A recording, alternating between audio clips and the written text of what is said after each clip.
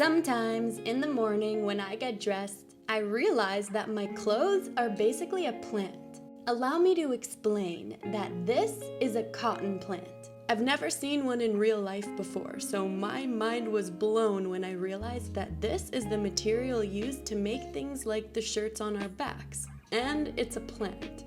So the only thing that I wanted to do was take some home, remove the seeds, and try to germinate them so I could grow my own cotton. Little did I know, I would also learn so much about the history of cotton itself. So there's a lot I need to show you and tell you.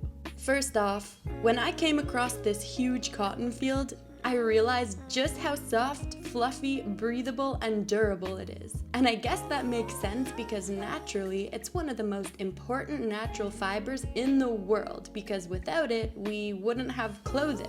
So when I got home with my little bag of cotton, the first thing I had to do was remove all of the seeds. After I realized just how much time this was going to take me to actually remove each seed from the cotton fiber itself, it ended up bringing so many questions to my mind. First and foremost, how did people manage to remove all of these seeds by hand, and what must that experience have been like for them? I spent about 3 hours separating the seeds, and as I removed them and got them ready to actually germinate, I did some research and I learned that there are some crazy things about cotton that you should know. It's got an insane and somewhat dark history that everyone should be aware of. Well, cotton dates back to 5000 BCE in places like India, Peru, the Middle East, Africa, and even North America. The plant grows pink flowers. Then the cotton starts to grow inside seed pods, and after 50 days, the pods open up, the cotton grows, and then it's ready to harvest. But harvesting is not so easy. Before the 18th century, the seeds used to be manually removed entirely by hand. But around the 19th century is when the cotton gin was invented, a hand-cranked machine that separated the seeds from the fibers a lot faster than by hand. And by the 20th century, steam-powered and mechanical machinery was introduced to separate them a lot easier. Today, a lot of cotton is picked with these high-tech machines, but a lot of regions like in India and in Africa still actually rely on manually picking them by hand, which brings me to this. Picking cotton by hand is extremely labor-intensive, and after diving deeper into the world of cotton, I learned that it's really not just a plant. It's a crop that's tied very deeply to human suffering. For hundreds of years, the demand for cheap cotton led to forced labor, environmental damage, exploitation, and they all still have an echo today. The history of exploitation began in the 1700s and 1800s in places like the American South, which relied heavily on the enslavement of African people, who were forced to grow and pick cotton and separate the seeds by hand under really brutal conditions and with little to no pay. And as a result, the global economy grew, but labor was stolen. It was during the Industrial Revolution where cotton mills in Europe and North America continued to rely mainly on horrible conditions, like child labor, low wages, long working hours, just to keep production cheap.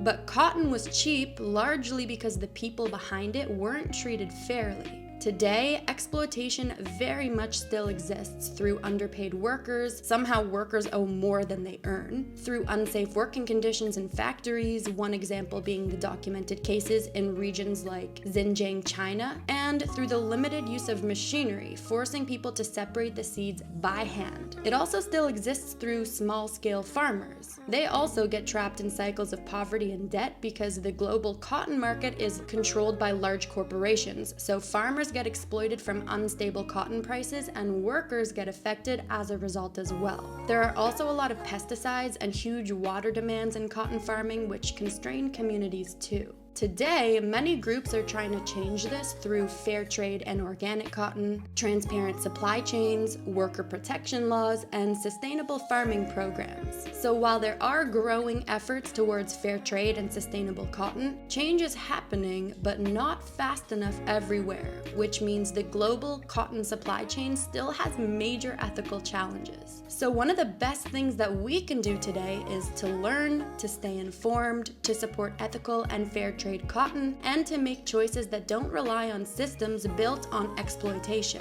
And of course, I understand that growing a cotton plant in my own home doesn't erase any of this, but it does allow me to learn more about the history of the plant and interact with it in a mindful, ethical way. By germinating single seeds myself, I'm stepping outside of the massive industry with a history of exploited workers, and instead, I'm learning about cotton on my own terms. It feels like a way to understand the plant and the history behind it and the systems that harmed and continue to harm so many people. And honestly, not enough of us take the time to learn where things come from and the people that get affected along the way. Learning is the first step towards change, even if that means starting with something small, real, and meaningful. So although this is a touchy topic, I still have to get back to my story and tell you whether or not I actually germinated the seeds and grew my own cotton. So, on a more light-hearted note, once I had enough seeds separated from the fibers, I placed them on a piece of damp paper towel, folded it up, sealed it, and waited for it to grow. I checked on the seeds every day for a few weeks until one of the days I opened up my paper towel to this. The seeds sprouted tiny tails and looked so cute. It was really cool to see some of the material was still stuck to the seeds, but they still grew anyway. So I figured I would wait another week for them to grow even bigger. And soon, before I knew it, time passed and my seeds looked like this. So at this point, the only thing left to do was plant the seeds in soil and wait for my cotton to grow. So time is a tickin', and honestly, this was such an amazing experience because we all got to learn so much about the real history behind cotton and the hardships that are attached to the large-scale growth of it globally. So, every time you get dressed in the morning, remember this. Yes, your clothes, they're basically a plant, but to actually make those clothes took generations of hard work, patience, sacrifice, and the lives of countless people. And learning about that can help us appreciate and honor the work behind what we wear. It can inspire us all to make better, more ethical choices today and make us realize that even small actions like growing a seed can connect us to something bigger.